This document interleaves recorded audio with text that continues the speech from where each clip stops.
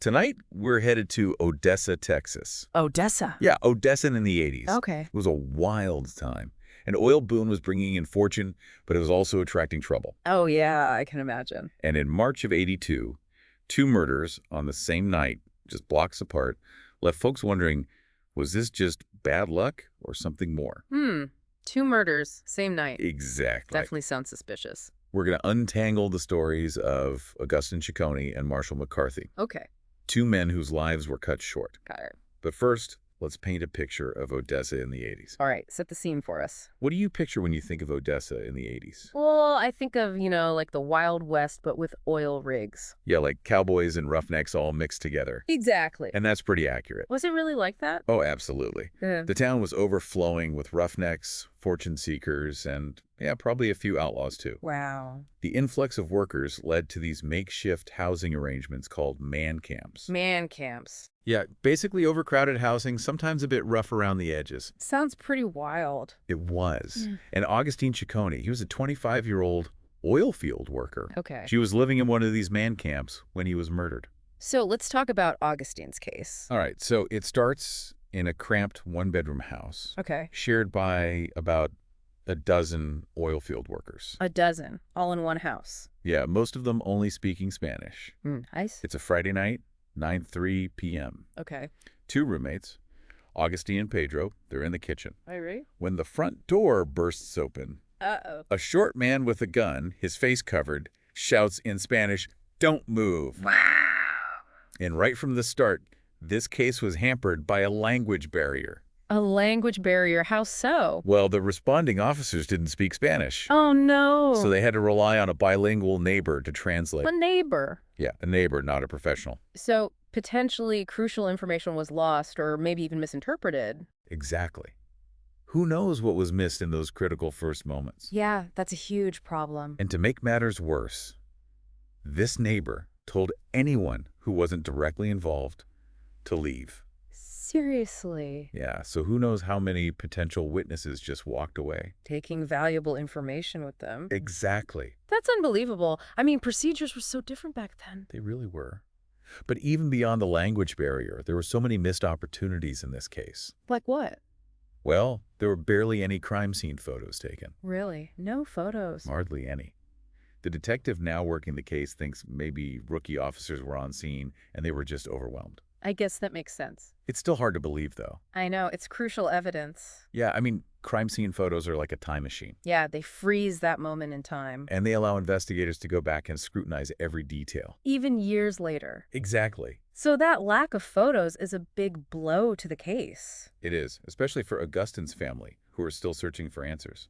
Absolutely. And then there's the issue of the shell casings. The shell casings. Or rather, the lack thereof. So there weren't any shell casings at the scene. Nope, they searched everywhere. They found bullet holes, right? Oh yeah, bullet holes in the window screen. Even a dent in the fridge where a bullet ricochet. Wow. But no shell casings. So what does that tell us? Well, it suggests that the killer either used a revolver, Okay. which doesn't eject spent casings, Right. or they meticulously cleaned up the scene before the police arrived. So either way, it points to premeditation. Exactly. The killer was either incredibly careful or knew about firearms. Knew enough to use a weapon that wouldn't leave behind evidence. Exactly. It adds another layer to this puzzle. It does. Now, Augustine, he died at the hospital less than 2 hours after the shooting. Oh, wow. But before he passed, he managed to tell a nurse that he was robbed. Okay, so robbery seems like the obvious motive then. You would think so, but here's where it gets interesting. Interesting how. They searched Augustine's belongings, and they found over $1,400 in cash. Wait, so he was robbed, but they found all that cash on him. Yeah. That doesn't make sense. It really doesn't. So if he was robbed, why was the money left behind? What other theories were they considering? Well, there was some talk about Augustine selling a Mustang a few days earlier. A Mustang. Yeah, so was the buyer involved? Maybe the robbery was more about the car than the cash. That's a good question. What about his roommates? Did they see anything? Well, that's one of the biggest mysteries. The investigation basically hit a dead end. We're right. The case file is surprisingly thin. Thin. Yeah, there were rumors of a poker game at the house that night, an issue with a man named Guillermo. Guillermo. Yeah, even a roommate named Javier who fled to Florida shortly after. Javier fled to Florida. That's what they say. Wow, none of these leads panned out. Not that we know of. It's like the investigation just disappeared. Yeah, and it's heartbreaking for Augustine's family. I bet. His wife, Lupe, was living in Mexico with their 4 daughters at the time. 4 daughters. She tried to help, but it seems her efforts went nowhere. And now? Decades later, the detective can't even get in touch with her. It's just tragic. He loses his life, his family is left with no answers, and the case file is practically empty. That's the frustrating thing about cold cases. Time can be the enemy. Yeah, how so? Witnesses disappear, memories fade, and evidence is lost. It all just fades away. But sometimes, time can be an ally. An ally how? Well, with advancements in technology, detectives can re-examine old evidence with new tools. Okay. And that's exactly what they're trying to do with Augustine's case. So what are they doing? They sent the bullet from his body for testing, hoping for a match. Hoping for some new information? Anything that could help understand what happened that night.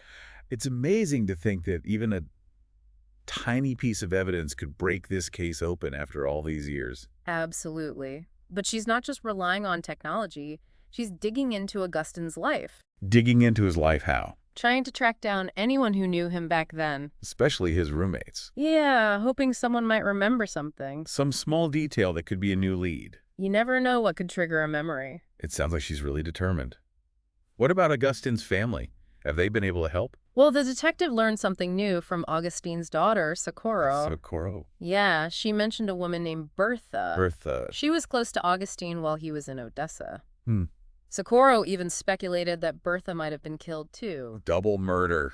That's a whole other level. It is, but unfortunately, the detective hasn't been able to find any record of a Bertha being murdered around that time. So another dead end. It seems like it. It's a reminder that even seemingly solid leads can disappear. It's like chasing ghosts. It is, but this detective, she's determined to get some answers for Augustine's family. It sounds like she is.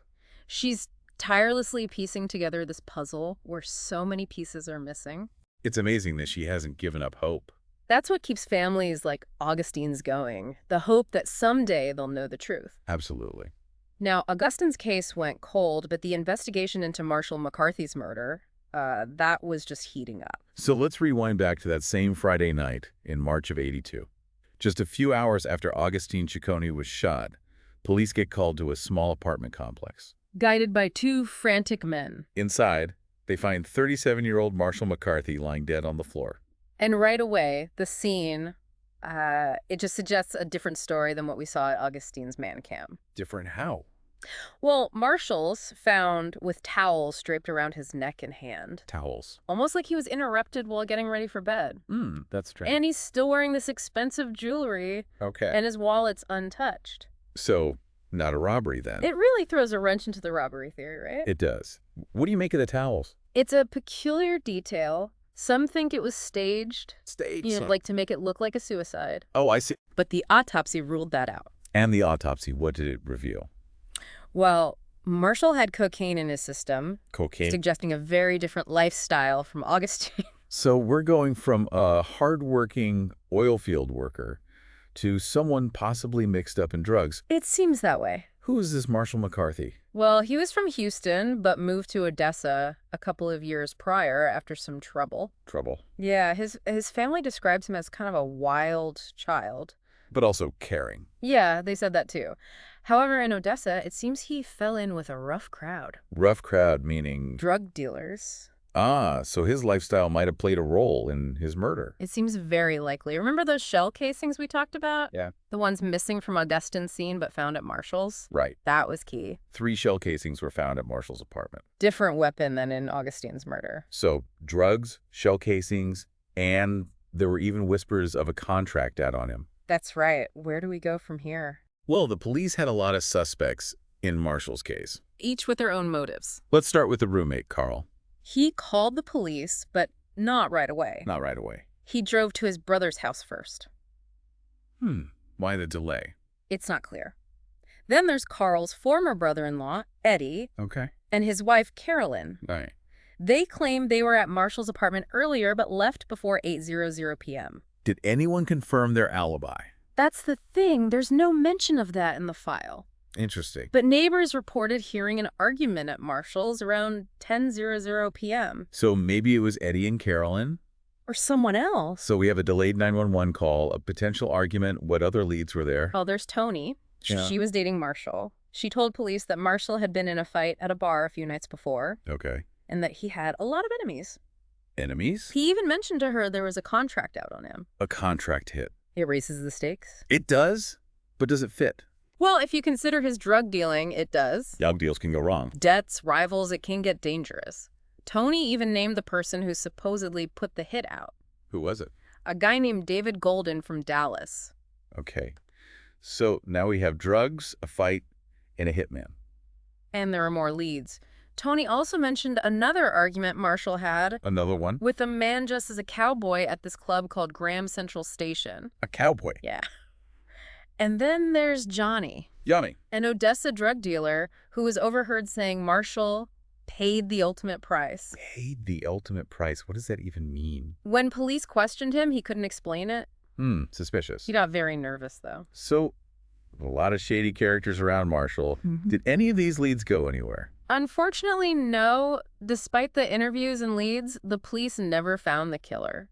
But the detective now believes his murder was tied to his drug dealing. She does. I mean, that lifestyle is dangerous. You're always looking over your shoulder. Exactly. But what's fascinating is that these cases, Augustine and Marshall, happened on the same night. Just blocks apart. In this wild 80s Odessa. It makes you wonder if they're connected. It's the question everyone's asking. So are they connected?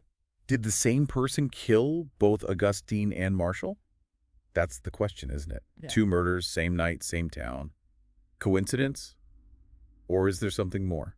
It's a question that's haunted investigators for decades. On the surface, I mean, you can see why, right? Yeah, 2 men, both shot multiple times. Small caliber weapon, close range, all within hours. You can't help but try to connect those dots. Exactly. But I mentioned earlier, the detective doesn't think they're connected. Right, you did.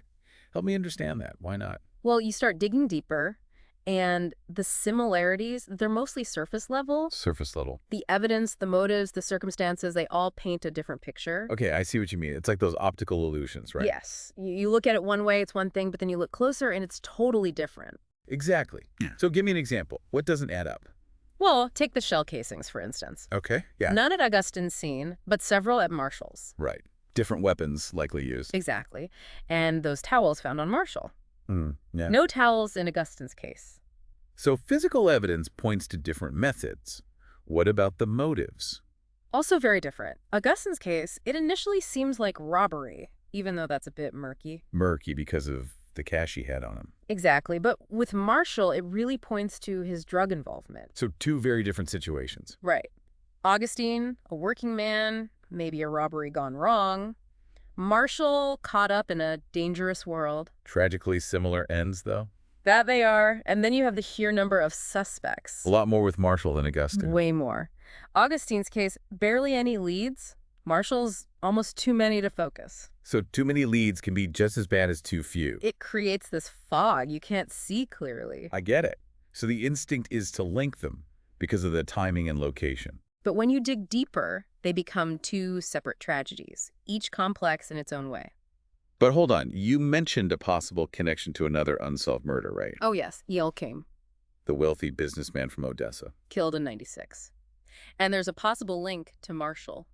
A link. Tell me more about that. So in the initial investigation, one of the leads mentioned a connection between Marshall and E.L. King. Okay. King owned several nightclubs in Odessa back then, and this is where it gets interesting. Okay, I'm listening. King's murder, it's still unsolved.